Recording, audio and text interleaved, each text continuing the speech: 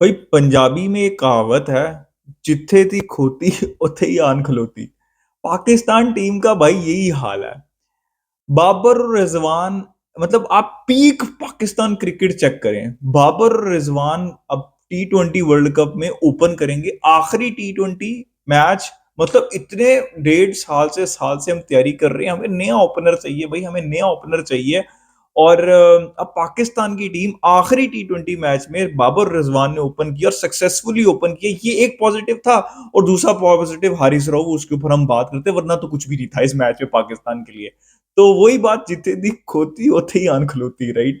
तो अब यही डुओ आपको दिखेगा। मतलब आई वुड बी सरप्राइज कि अगर आपको बाबर आजम और रिजवान जो है दोबारा T20 वर्ल्ड कप में अगर ओपन करते हुए ना दिखे। देखिए यार, पाकिस्तान फिर भाई तैयारी करके नहीं जा रहा वर्ल्ड कप में। हमेशा की कहानी है भाई, मैं 20 साल से क्रिकेट देख रहा हूँ।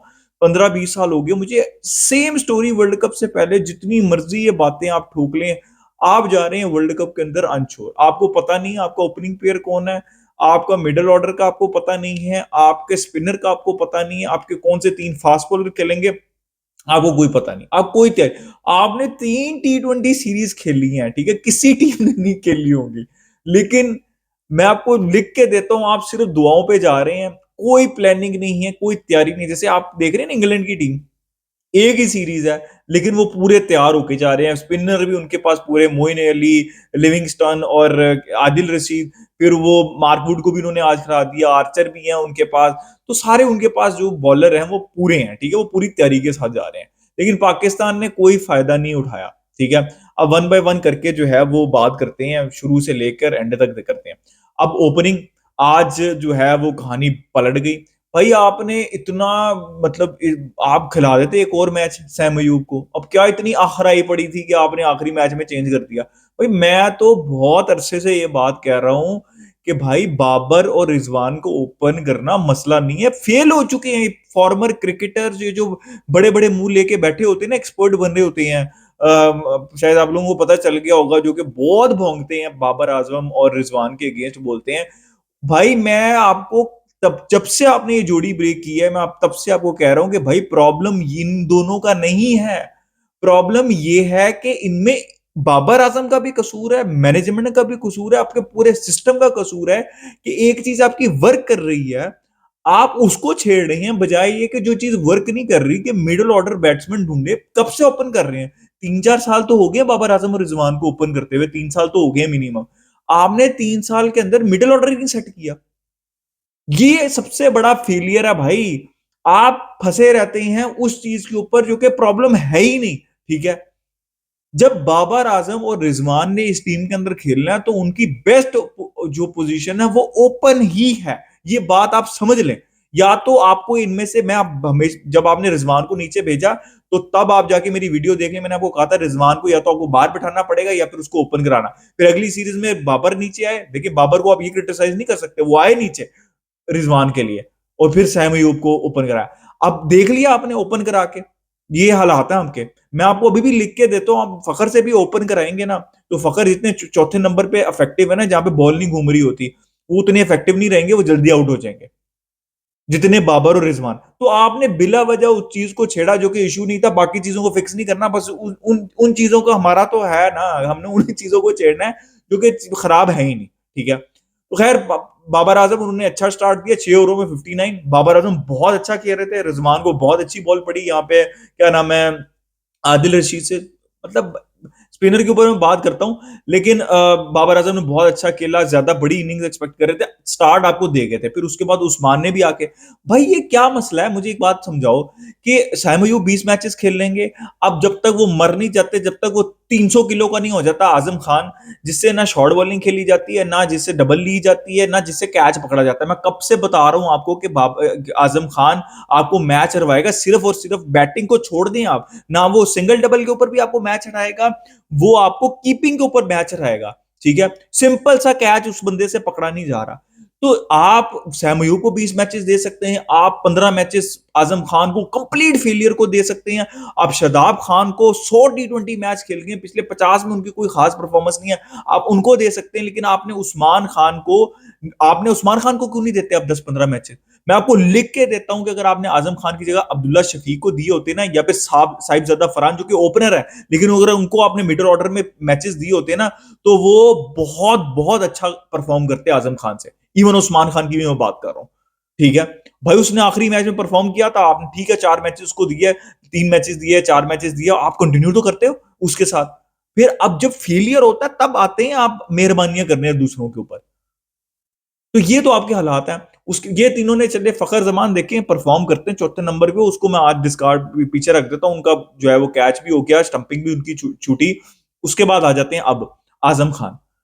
भाई बंदा सिर्फ स्पिन मर्चेंट है, खड़ा खड़ा शॉट मारता है, ना सिंगल होती है ना कैच पकड़े जाते हैं। ये बंदा भाई क्यों, भाई इस तरह के बंदे तो दूर दूर तक स्पोर्ट्स के करीब भी नहीं होने चाहिए। कैसा क्राइटेरिया पाकिस्तान क्रिकेट का भाई, कैसे ये बंदा खेल सकता है इतने बड़े मुंह वाला? फिर लोग कहते हैं बॉडी शेमिंग करते हो, भाई फैमिलीज है उनकी, और भाई साहब क्यों कर रहे हो आप? शाहिद अफरीदी ने बिल्कुल ठीक कही थी बात कि भाई मैं दरवाजा बंद कर देता, इसको मैं स्टेडियम में ना घुसने देता अगर मैं होता। बिल्कुल सही कही थी शाहिद अफरीदी ने बात।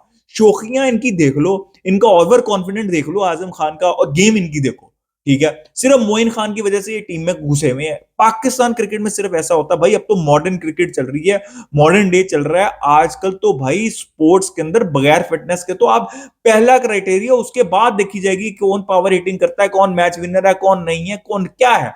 वो पहला क्राइटेरिया फिटनेस होना चाहिए। भाई कैसे खेल सकता है आजम खान इंटरनेशनल क्रिकेट? मुझे मेरी समझ से बाहर है भाई। क्यों खिला रहे हो? मैंने जैसे कहा, आपने अब्दुल्ला शफीक या साहबजादा फरहान को उसकी जगह इरफान खान ने आज किधर गायब हो गया? उनको क्यों नहीं मिलते 15-15 टी20 मैचेस? क्यों नहीं मिलते उनको? ये इतने बड़े वाले, ये बड़े मुंह वाले को क्यों मिलते हैं इतने ज्यादा मैचेस? अब ये एक मैच जिता देगा जिंदगी में, तो एहसान हमारी जिंदगी पे कर देगा, ठीक है, जो कि अभी तक वो भी नहीं हो पाया इससे।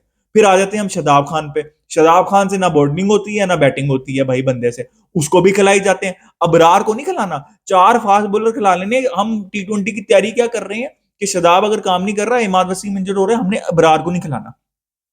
जहां पे आपने स्पिनर यूज करने वेस्ट इंडीज में, लेकिन आपने अबरार को खिलाना ही नहीं है। ये आपकी थॉट प्रोसेस है, ये आपकी तैयारी है। इसलिए मैं आपको कह रहा था कि आप कुछ तैयारी करके ही नहीं जा रहे, बेकार सब कुछ बकवास होता है। 4 फास्ट बॉलर आपने खिला दिया, आपने अबरार को फिर नहीं खिलाया, क्या तैयारी है आपकी?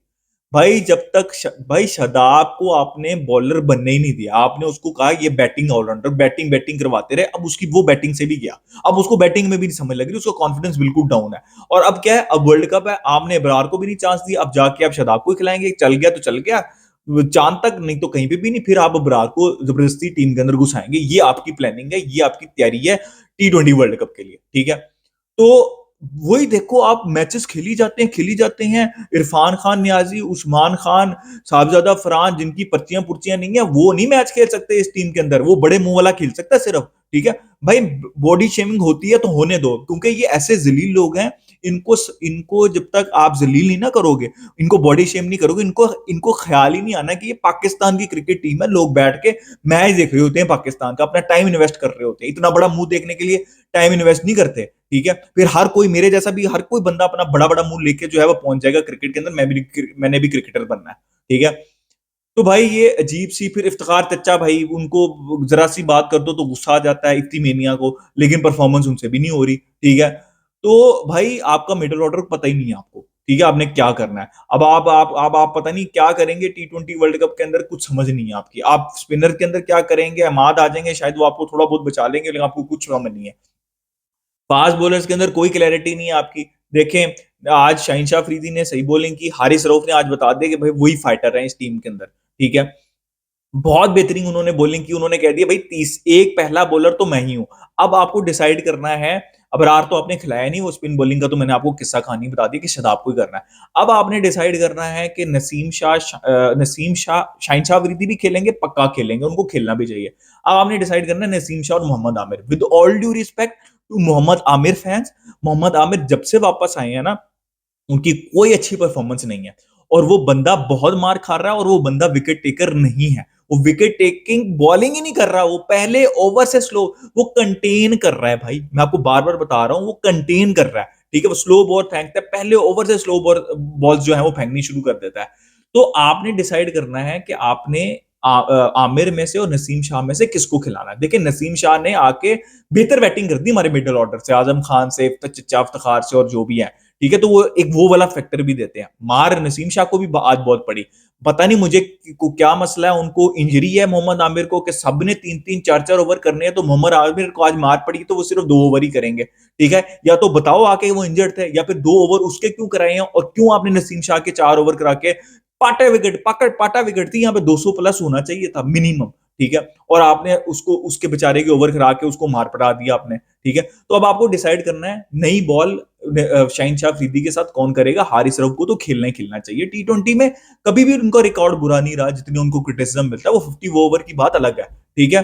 तो आपने डिसाइड करना है मोहम्मद आमिर नहीं बॉल करेंगे या फिर नसीम शाह नहीं बॉल करेंगे। नसीम शाह से आपको मिलेगी बैटिंग भी साथ थोड़ी बहुत, और उन्होंने मैचेस जिताए भी हैं अपनी बैटिंग से, जो कि आपको मोहम्मद आमिर से नहीं मिलेगी, ठीक है। और मोहम्मद आमिर का आपको अगर जिन लोगों को ये लग रहा है ना, और अगर आप पीएसएल भी देखते हैं, मोहम्मद आमिर अब विकेट टेकिंग बॉलर नहीं रहे अप फ्रंट। भाई वो बंदा सिर्फ और सिर्फ कंटेन करता है, वाइड यॉर्कर्स मारता है, स्लोअर वन मारता है, 135 की मैक्सिमम स्पीड के ऊपर वो बंदा बॉल कराता है। तो बिला वजह आपने टीम को छेड़ा, चलिए इमाद वसीम की जरूरत थी, मेरे हिसाब से तो मोहम्मद आमिर की आपको जरूरत ही नहीं थी। अब आप कंफ्यूजन का शिकार हैं, कभी आप 4 बॉलर खिला देते हैं, स्पिनर नहीं खिलाते। आपने आयरलैंड में भी 4 बॉलर खिला दिए, तो इधर भी आपने 4 बॉलर खिला दिए दोबारा, तो अबरार को आपने चांस ही नहीं दिया। तो भाई कोई क्राइटेरिया नहीं है, ठीक है। बड़े मुंह वाले भी 15 मैच खेलेंगे, सैम अयूब भी 20 मैच खेलेंगे, उस्मान खान नहीं, शादाब भी 100 मैचेस खेलेंगे, ठीक है।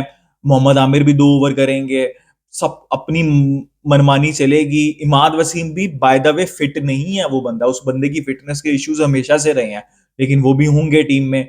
लेकिन जो जो जो नए लड़के आते हैं ना, साहबजादा फरहान जैसे, अब्दुल्ला शफीक जैसे, या फिर अब्दुल्ला शफीक को चले मैं साइड पे रख देता हूँ, टी20 क्रिकेट में साहिबजादा फरहान, उस्मान खान, इनको 2-3 मैचेस मिलेंगे। अगर आपने कुछ कर दिया तो आपने खुद प्रेशर क्रिएट कर दिया, वरना तो भाई हमें तो घंटा फर्क नहीं पड़ता, आप जाएं भाड़ में, ठीक है। ये इस तरह चलती है पाकिस्तान क्रिकेट।